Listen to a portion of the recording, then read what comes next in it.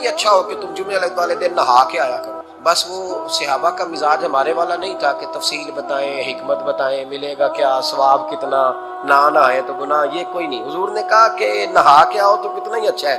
پھر کسی صحابی نے کبھی بھی بغیر غسل کیے جمعہ ادا ہی نہیں کیا. کسی نے بغیر غسل کے کبھی جمعہ ادا ہی نہیں. دیکھیں نا، اسلام بڑا خوبصورت دین ہے. حضور نے فرمایا جو کچا پیاز کھائے وہ مسجد نہ آئے، پہلے مسواک کرے، دانت صاف کرے، پھر آئے. نبی پاک صلی اللہ علیہ وسلم نے فرمایا جو کچی مولی کھائے مسجد نہ آئے. مولی کھانا جائز ہے، پیاز کھانا جائز ہے، لیکن منہ سے بدبو آتی. نبی پاک علیہ السلام کا ظاہری غسل کیا بات ہے. میلاد مبارکہ میں نبی پاک علیہ السلام کی بڑی کھل کے باتیں آتی ہوتی ہے، وہ رسول اللہ کا حسن و جمال ہے. آپ کی والدہ، آپ کی والدہ، آپ کی والدہ سیدہ طیبہ طاہرہ حضرت سیدہ آمنہ رضی اللہ تعالی. اماں جی کہتی ہیں کہ میرے محبوب جب میرے بطن اقدس میں آئے تو جو تکالیف عورتوں ہوتی ہے مجھے ان میں سے کوئی تکلیف، اور اماں جی کہتی ہے مجھے کبھی کوئی ثقل، کوئی بوجھ محسوس نہیں ہوا. اور فرماتی ہیں کہ جو ولادت کے وقت لوگوں کو، عورتوں کو تکلیف ہوتی ہے مجھے وہ بھی نہیں ہوئی. اور فرماتی ہیں کہ نبی کریم علیہ السلام پیدا ہوئے تو ہمیں حضور علیہ السلام کی ناف کو کاٹنا نہیں پڑا، ناف بریدہ پیدا ہوئے، ختنہ شدہ پیدا ہوئے.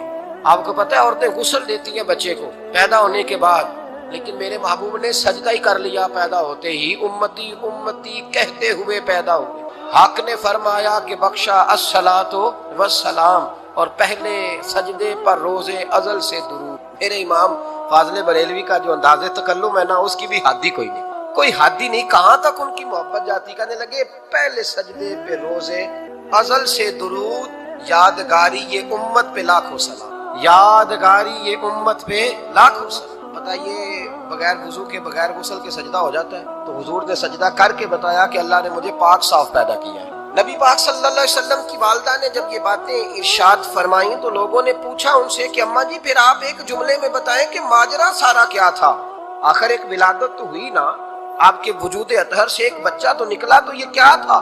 تو سیدہ آمنہ فرمانے لگی خارج من، بس میرے وجود سے ایک نور نکلا، بس میرے وجود سے ایک، اور روشنی آتی جاتی ہے تو کسی کو تکلیف نہیں دیتی، ایک نور نکلا. میرے رسول کریم علیہ السلام کو ظاہری حسن بھی کمال دیا، اور پھر حضور کی نفاست پسندی، صفائی پسندی. نبی پاک جب بات کرتے تھے نا تو حضور کے دانتوں سے نور. اس کے باوجود حضور ہر وضو کے لیے مسواک کرتے. میں نے ہر نماز کے لیے نہیں کہا، میں اپنے لفظوں کا ذمہ دار ہوں. کس کے لیے بولے آپ حضرات؟ ہر وضو کے لیے. یعنی اگر نبی پاک نے وضو نماز کے لیے کیا تب بھی مسواک کی، اور اگر قرآن شریف کی تلاوت کے لیے کیا تو پھر بھی مسواک کی، کسی اور موقع کے لیے وضو فرمایا تو پھر بھی مسواک کی. اور سیدہ عائشہ فرماتی ہے جب بھی حضور گھر سے نکلنے لگتے پہلے مسواک فرمایا. حالانکہ رسول پاک کے دندان اقدس تو نور والے تھے، ضرورت ہی نہیں تھی. ہماری تعلیم کے لیے نفاست پسندی. ایک بات میں نے شروع کرنی ہے پر آپ نے ناراض نہیں ہونا، پہلے وعدہ کر نہیں بولے ہو جانا ہے، چلو ہو جائے کوئی گل نہیں، خیر ہو جائے. آپ نے نبی پاک نے بڑی مونچھیں نہیں، بزرگ کو اچھی نہیں لگی. ایک بات پوچھتا ہوں آپ سے، یہ درد دل ہے میرا اور صرف سمجھانے کے لیے عرض کر رہا ہوں، کوئی تنقید نہیں. اللہ تعالیٰ مجھے ایک بات بتانا، اگر بہو کھانا پکا کے لائے اور سالن سے بال نکل آئے تو اس کا کیا حال ہوتا ہے؟ کئی تو بوڑھے پلیٹ اٹھا کے دیوار میں مارتے ہیں، ایسا ہی ہوتا ہے نا، یہ کیا ہے؟ اور اگر کبھی روٹی سے نکل آئے تو بیوی صاحبہ کا کیا حال ہوتا ہے؟ کوئی طریقہ ہے کھانا پکانے کا؟ اللہ تعالیٰ معاف کرے. اگر ہوٹل میں چلے جائیں، امیر لوگ 15,000 کا ڈنر کرتے تو وہاں کسی سالن کی پلیٹ سے بال نکل آئے تو پھر تو پیسے کیا دینے ہیں، پھر تو ان کو اور جرمانہ ہو جائے. یہ تو سارے بال نکل آئے تو مشکل. اور ویسے بھی جو نفاست ہے نا طبیعت کی، اس پر بوجھ بنتا ہے. بال کھانے میں ہو، آٹے میں ہو تو بوجھ بنتا ہے. تو بڑی مونچھوں والا دوست، بھائی، بزرگ جب پانی پیے گا تو بال پانی میں جائیں گے کہ حکیم اور ڈاکٹر کہتے ہیں کہ کینسر کے مرض کا خطرہ. اب باقی بھی راضی نہ ہو. حضور نے بڑی مونچھیں بھی پسند نہیں کی اور چھوٹی داڑھی بھی پسند نہیں. حضور نے فرمایا داڑیاں بڑھاؤ، مونچھوں کو پست کرو، مشرکین کی مخالفت کرو. اور ایک مقام پہ رسول پاک علیہ السلام نے یہاں تک فرمایا کہ جو مونچھیں پست نہیں کرتا وہ ہم میں سے ہے ہی نہیں. اتنے سخت لفظ. ایک صحابی تھے، آپ یقین کریں نا، کئی دفعہ دوستوں کو کہنا پڑتا ہے اور کئی دفعہ نا مجھے محسوس ہوتا ہے کہ یار ہم روز ہی کہتے، پتہ کیوں ہے کہ بوجھ بنتا ہے وہ بندہ جو اس طرح کی تباہ کے ساتھ. حضور نے پسند نہیں کیا. ایک شخص نبی پاک کے سامنے آیا،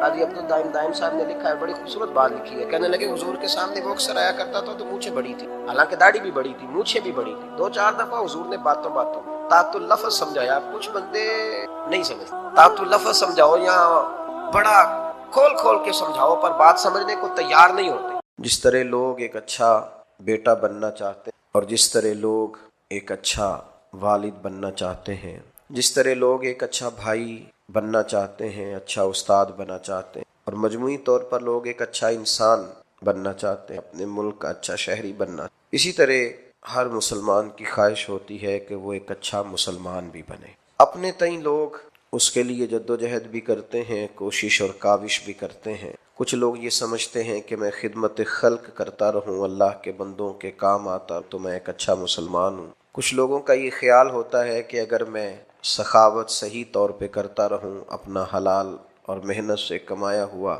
پیسہ راہ خدا میں خرچ کروں تو یہ میرے بہترین مسلمان ہونے کی علامت ہے۔ کچھ لوگوں کی یہ رائے ہوتی ہے کہ وقت پر نماز پڑھوں، زکوٰۃ ٹائم پہ دوں، حج فرض ہونے پر فوراً کر لوں، اللہ تعالیٰ عمرے کی سعادت بار بار عطا کرے، میں ایک اچھا مسلمان ہوں۔ ہم نے لوگوں کو یہ کہتے ہوئے بھی سنا ہے کہ چونکہ میں کسی کو تکلیف نہیں دیتا، میری وجہ سے کوئی پریشان نہیں ہے، میرا لب و لہجہ محتاط ہے، تو میں ایک بہترین مسلمان ہوں۔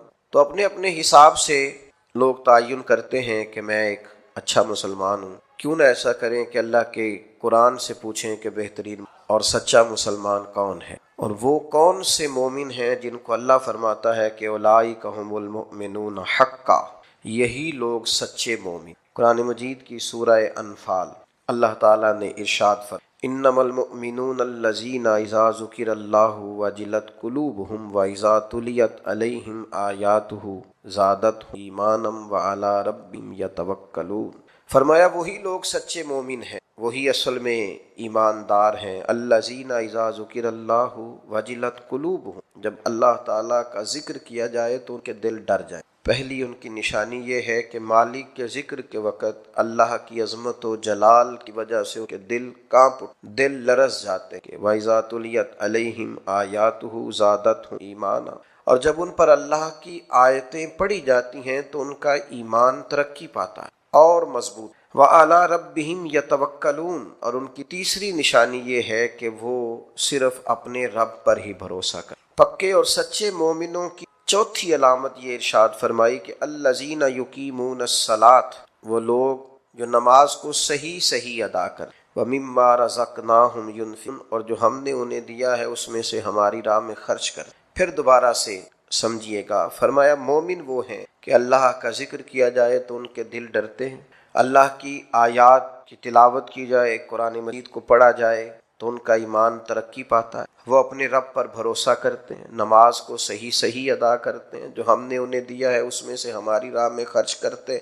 5 علامتیں جن میں پائی جائیں، رب فرماتا ہے اولئک ھم المؤمنون حقا، یہ سچے مومن ہیں، یہ حقیقی مسلمان ہیں۔ اے اللہ، یہ 5 کام ان لوگوں نے کر لیے، ان 5 کاموں پر انہوں نے استقامت اختیار کر لی، یہ 5 اوصاف، یہ 5 خوبیاں ان لوگوں نے اپنے اندر پیدا کر لی۔ تیرا اعلان کرم ہوا کہ یہ سچے مومن ہے تو انہیں ملے گا کیا؟ تو انہیں عطا کیا کرے گا؟ تو رب کریم نے فرمایا 3 انعام دوں گا میں۔ یہ 5 صفتیں اپنے اندر پیدا کریں تو 3 انعامات انہیں دیے جائیں گے۔ پہلا انعام یہ ہے کہ لہم درجات عند ربی، ان کے درجے ان کے رب کے پاس، انہی کے لیے درجے ہیں ان کے رب کے پاس۔ معنی کیا ہے؟ اللہ دنیا میں بھی عزت عطا فرمائے گا اور آخرت میں بھی عزت عطا فرمائے گا، انہیں درجات ملے۔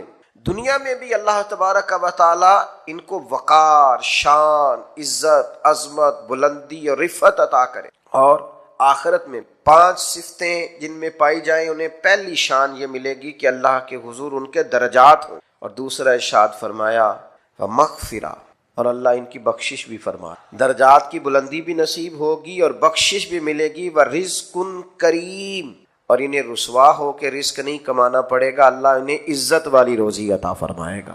یہ بڑا خوبصورت لفظ ہے اور بڑا معنی خیز ہے اور بڑا سمجھنے والا۔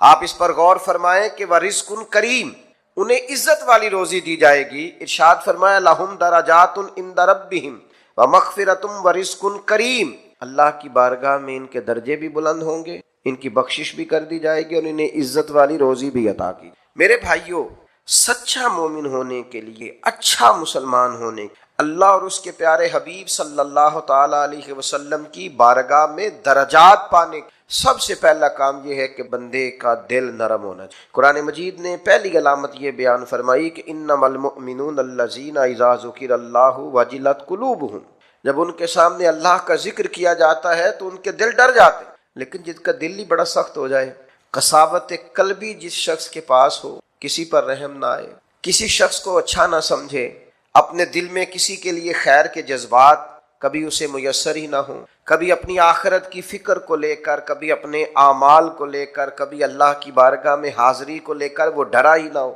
کبھی اسے احساس ہی پیدا نہ ہوا ہو، کبھی اسے خیال ہی نہ آیا ہو۔ میرے بھائی، سب سے پہلی علامت یہ ہے کامیابی کے لیے قرآن مجید نے جو بیان فرمائی کہ دل نرم ہونا چاہیے، رقت قلبی میسر ہونی چاہیے، باطن کا صاف ہونا ضروری ہے۔ اگر دل ہی سخت ہے، سالوں بیت گئے کبھی رونا نہیں آیا، زمانہ گزر گیا کبھی احساس پیدا نہیں ہوا، آپ یقین کریں آہستہ آہستہ کر کے، باتیں سن کے، ماحول دیکھ کے، اور سارا کچھ ہی دولت ہے جی، چھوڑیں جی پیسے ہوں تو سب ٹھیک ہے، وہ سارے ہی دنیا دار ہیں، چھوڑیں آپ، ہم نے بڑے پیر دیکھے، ہم نے بڑے مولوی دیکھے، ہم نے بڑے مسلح دیکھے، ہم نے بڑے تربیت کرنے والے دیکھے۔ آہستہ آہستہ یہ جملے بول بول کے ہم نے اپنی طبیعتوں کو نہایت سخت بنا لیا، دل میں کوئی گنجائش نہیں رہی، ہمیں کوئی اچھا نہیں لگتا، ہمیں کوئی مخلص نہیں لگتا، ہمارے رویے اس طرح کے ہو گئے ہیں کہ ہمیں ہر شخص دنیا دار دکھائی دیتا ہے۔ اگر کوئی دن میں 100 آدمی آپ کے سامنے ہاتھ پھیلاتا ہے تو کیا سارے ہی پیشہ ور ہیں؟ کوئی ایک بھی ضرورت مند نہیں، سبھی کے بارے میں طبیعت سخت ہو گئی۔ اگر آپ نے 20 علماء کے بیانات سنے ہیں تو کیا ایک بھی اللہ کے نام پر مخلص ہو کر دعوت دین نہیں دے رہا؟ سب کے بارے میں یہ رویہ ہو گیا، سارے غلط ہیں۔ دل کی سختی دن بدن بڑھتی جائے، اور یہ باقاعدہ مرض ہے۔ کچھ بیماریاں باقاعدہ بیماریاں نہیں ہوتی، وہ ویسے تھوڑی بہت بد پرہیزی سے انسان کے وجود میں آتی ہیں کچھ دیر کے لیے، پھر وہ کچھ دیر کے لیے چلی جاتی ہیں۔ آپ کو ڈائریا ہو گیا، آپ کو ہیضہ ہو گیا، تھوڑی دیر کے لیے زکام ہو گیا، تو یہ کوئی باقاعدہ مرض نہیں ہے، یہ موسم کے اوپر نیچے ہونے سے ہو گیا۔ لیکن خدا نہ کرے کسی کو کوئی ایسا مرض ہو جائے جو باقاعدہ مرض ہے، جو جاتا نہیں۔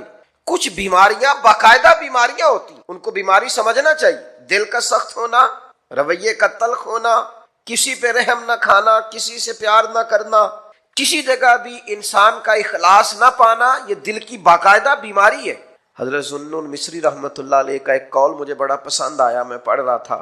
حضرت ذوالنون مصری رحمۃ اللہ علیہ فرماتے ہیں کہ جسم کی بیماریوں کا پتہ درد سے چلتا، وجود میں درد ہوتا ہے، تکلیف ہوتی ہے تو محسوس ہوتا ہے کہ انسان بیمار ہے، اور فرماتے ہیں اگر دل میں بیماریاں ہونا اس کا پتہ گناہوں سے چلتا، معاذ اللہ۔ جب گناہ پر گناہ ہو اور انسان کو احساس نہ ہو تو باقاعدہ دل بیمار ہوگی۔ اب اس کو احساس ہی پیدا نہیں ہوتا، اچھی بھلی اس کے سامنے آنکھ کھلی ہے، اس کی فجر کی اذان اس کے سامنے ہوئی ہے، لیکن یہ بالکل لیٹا ہے، بہت سخت بیمار ہو گیا دل۔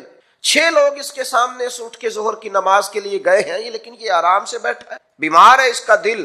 اس کے سامنے رو کے کسی نے اپنی ببتا سنائی ہے کہ مصیف میں ہوں، تنگ دست ہوں، لیکن اس کی بھری ہوئی تجوری ہے۔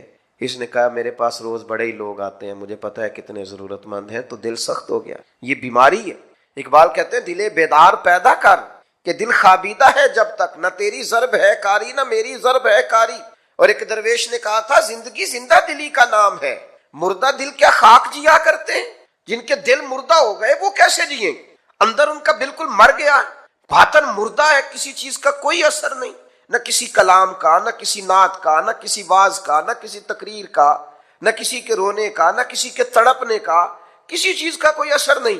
تو معنی یہ ہے کہ باطن اجڑ گیا، اندر بیمار۔ اور یہ کیسے بیماری ہوتی؟ سنیں، ایک تو زیادہ ہنسنے سے دل مردہ ہو جاتا ہے، زیادہ باتیں کرنے سے اور بیکار باتیں کرنے سے دل مردہ ہو جاتا ہے۔ صوفیاء نے لکھا ہے جن لوگوں کے مزاج میں تنقید ہوتی ہے ان کا دل مردہ ہو جاتا ہے، طبیعت ہی ہر وقت نقص تلاش کرتی ہے، مردہ ہو جاتا ہے۔ اور ایک بڑی سخت بات ہمارے بزرگوں نے لکھی ہے، فرماتے ہیں جو دین کے نام کو لیں، دین کے کام کا دعویٰ کریں پر اس سے دنیا اکٹھی کریں، ان کا دل مردہ، باطن اجڑ جاتا ہے پورے طور۔ یاد رکھیے گا اور سمجھ لیجئے گا کہ دل کی سختی ایک باقاعدہ مرض ہے، اور صحابہ کرام علیہم رضوان اس مرض کے علاج کے لیے حضور کی بارگاہ میں باقاعدہ حاضری دیتے تھے۔ ایک شخص نے عرض کی یا رسول اللہ دل بڑا سخت ہو گیا، کریم کرم فرمائیں، مہربانی کریں۔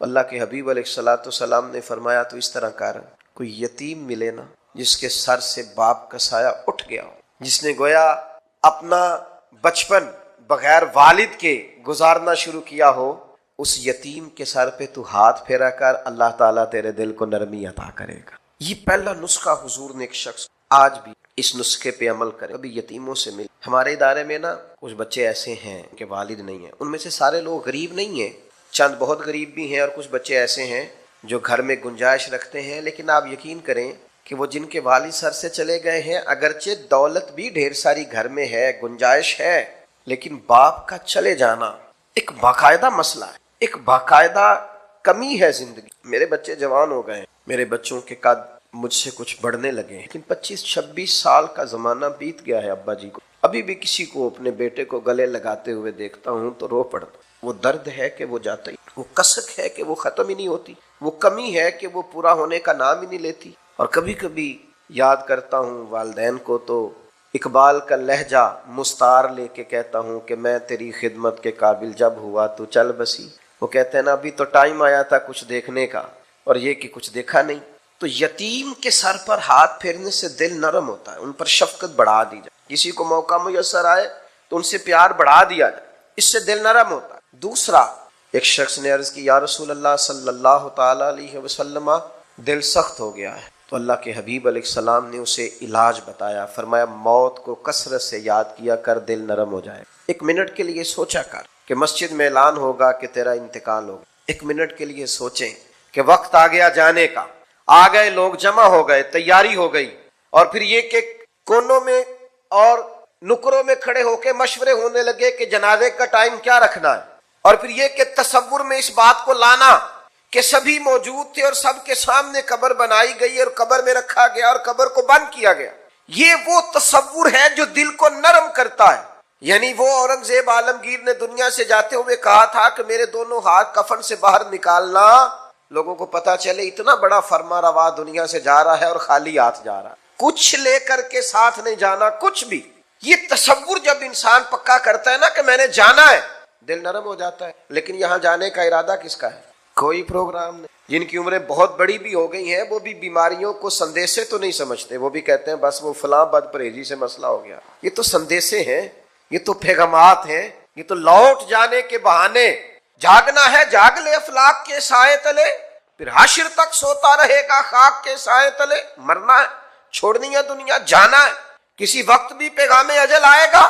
مر جانا ہو وہ اس طرح نہیں جیا کرتے، وہ مرنے کے بعد کے لیے بھی کچھ تیاری کر کے رکھتے۔ کتنی لمبی زندگی، مثلا کتنی، آج تو جو 100 سال کا ہو جائے وہ لوگوں کو عجیب لگتا ہے، کہتے ہیں جی ماشاءاللہ 100 سال عمر، اچھا جی واقعی یہ تو بڑی بریکنگ نیوز بن جاتی ہے۔ کتنا کچھ جینا، موت کا تذکرہ دل نرم کرتا۔ تیسری بات، نبی کریم صلی اللہ تعالی علیہ وسلم سے عرض کیا گیا حضور دل سخت ہو گیا ہے، تو اللہ کے محبوب علیہ السلام نے فرمایا قرآن مجید کی تلاوت کیا کریں، اللہ دل کو نرمی ہے۔ یہ قرآن مجید نا یہ شفا ہے، وَنُنَزِّلُ مِنَ الْقُرْآنِ مَا هُوَ شِفَاءٌ وَرَحْمَةٌ لِّلْمُؤْمِنِينَ۔ یہ قرآن مجید شفا ہے مومنوں کے لیے، اور ایک مقام پہ فرمایا شفاء لِمَا فِي الصُّدُورِ، یہ دلوں کے لیے شفا ہے۔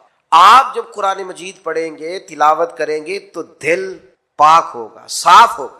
آج میں بڑے شوق سے کلام سنتا ہوں بزرگوں کا، آپ بھی سنتے ہیں، میاں صاحب کے کلام کا کیوں اثر ہوتا ہے دل پر، کیوں لوگ رونے لگتے ہیں؟ مختلف بزرگوں کی نعتیں سن کر کیوں دل پہ اثر ہوتا ہے، لوگ رونے لگتے ہیں؟ اس لیے کہ ان کے مفاہیم کا ہمیں پتہ ہے۔ قرآن مجید کی تلاوت سن کر کے دل پر اثر کیوں نہیں ہوتا؟ اس لیے کہ ہم نے ترجمے سے سیکھا ہی نہیں۔ اگر کبھی ہمیں اس کے مفہوم کا پتہ چلے تو ہمیں ڈھیر سارا رونا ہے، ہمارا دل صاف ہو جائے، بہت ساری جگہوں پہ چوٹ لگے تو نبی پاک علیہ السلام نے ایک حال دل کی سختی کا قرآن مجید کی تلاوت کو بتایا۔ ایک مقام پہ نبی پاک علیہ السلام نے خود ارشاد فرمایا ہر چیز کو زنگ لگ جاتا ہے، جیسے لوہے کو زنگ لگ جاتا ہے، فرمایا اسی طرح دلوں کو بھی زنگ لگ، دل بھی زنگ آلود ہو جاتے ہیں، دلوں کو زنگ لگ جاتا ہے۔ اور زنگ، یہ غور کریں، یہ دل کا زنگ نا تھوڑا غور کریں تو پتہ ویسے چل جاتا ہے، لگا ہوا ہے آج کل، کوئی چیز باہر پڑی رہے نا تو وہ اس کو زنگ لگ جاتا ہے، کہتے ہیں یہ بارش میں پڑی ہی دیکھا نہیں، زنگ آلود۔ یہ دل بھی ایسے ہی پڑا رہے نا، کبھی ذکر نہ کرے، کبھی درود و سلام نہ پڑھے، کبھی تلاوت قرآن مجید نہ کرے، کبھی رات کو اٹھ کے روئے نہ، تو اس کو بھی زنگ لگ جاتا ہے۔ تو حضور نے فرمایا ہر چیز کا زنگ اتارنے کا آلہ ہوتا ہے۔ کیا کہتے ہیں؟ ہمارے لوہے کو زنگ لگ جائے تو کسے اتارتے ہیں؟ ریگ مارتے ہیں۔ حضور نے فرمایا ہر چیز کا زنگ اتارنے کا آلہ ہوتا ہے، جب دل کو زنگ لگ جائے تو اللہ کا ذکر کرو، دلوں کا زنگ اتر جائے گا۔ اللہ کی یاد کرو، تسبیح پڑھو، اللہ کی حمد کرو، اللہ کی تکبیر بیان کرو۔ یہ جو صوفیاء ذکر کراتے تھے نا، بار بار ضربیں لگتی تو اس سے دل کا زنگ ہی تو اترتا تھا۔ اور ایک بات تمام صوفیاء نے لیا، وہ کہتے ہیں صحبت صالح سے بھی زنگ اترا ہے۔ اچھے لوگوں کے پاس بیٹھیں تو دلوں کا زنگ اترتا ہے، اور برے لوگوں کے پاس بیٹھیں تو دلوں پہ زنگ چڑھتا ہے۔ آپ برے لوگوں کی صحبت میں بیٹھیں، معاذ اللہ جو دنیا دار ہیں جو آپ کو کہیں گے چھوڑو یار تم کس چکر میں پڑ گئے، دنیا بڑی میٹھی ہے اور یہی دنیا میں ہی سارے ذائقے ہیں، آپ ایسے لوگوں کی طرف جائیں تو آپ محسوس کریں گے دل زنگ آلود ہو گیا۔ چنگیاں دے لڑ لگی ساں میری چولی چ پھل پئے، پیڑیاں نال میں رل گئی تے میرے اگلے بھی ڈول گئے۔ تو یہ بری صحبت جو ہوتی ہے یہ نقصان دیتی ہے، تو یہ کچھ علاج ہے، یہ کریں، اس سے دل کا زنگ دور ہوگا۔ یہ واہ واہ سے بھی زنگ چڑھتا ہے، میرے جیسے لوگوں کی تعریفیں ہوتی ہیں اور یہ بہت بڑی مصیبت ہے، اس سے بھی زنگ چڑھتا ہے، اس سے خوشامد، تعریف، مزاج، ہم نے دیکھا ہے۔ امام غزالی فرماتے ہیں جب کوئی علم پڑھنے کے لیے بیٹھتا ہے تو تکبر کا بوٹا لگتا ہے، اور پھر جیسے جیسے وہ علم پڑھتا جاتا ہے وہ پودا جوان ہو کے درخت بنتا جاتا ہے۔